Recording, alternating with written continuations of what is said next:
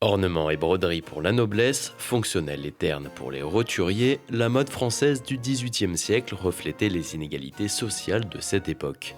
Au musée de la Révolution française, dans le domaine de Visil, le style de vie de cette période est retracé. C'est vrai qu'on s'imagine toujours que la Révolution française est une conséquence de la faillite de l'État, d'un manque d'argent, ce qui était vrai pour l'État qui était complètement ruiné, mais il y avait une classe de la population française assez importante qui était en capacité de s'habiller, de se faire des petits plaisirs, d'aller dans l'artisanat et d'avoir une vie, je dirais, avec quelques éléments de luxe. Et cette question du luxe et de l'accès au luxe et de ce que ça veut dire, ces questions-là sont largement débattues dans l'Europe des Lumières et par les philosophes tout au long du XVIIIe siècle.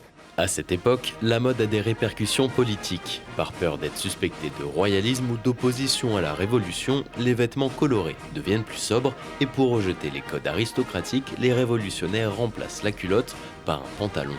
Malgré tout, le sans-culotte est habillé. Il a un pantalon et puis il a ses habits de guerre, si je puis dire, avec le sabre, avec le fusil et bien entendu, je dirais le hit de la mode, le bonnet phrygien.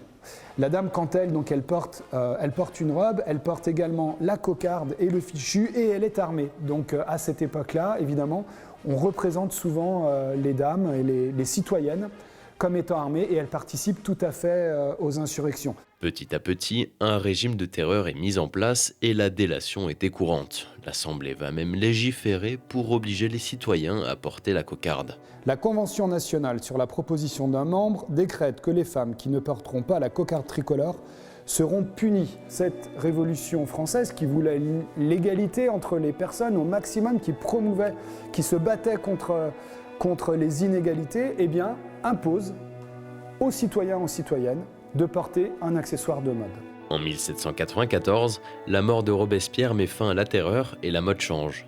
Face à la rigidité de cette période, les tenues sont provocantes avec des robes transparentes pour les femmes et des pantalons moulants pour les hommes. Les coiffures rendent hommage aux guillotinés en relevant les cheveux pour découvrir la nuque. Aujourd'hui, certains éléments stylistiques de cette époque perdurent, comme le frac, devenu un incontournable du costume 3 pièces.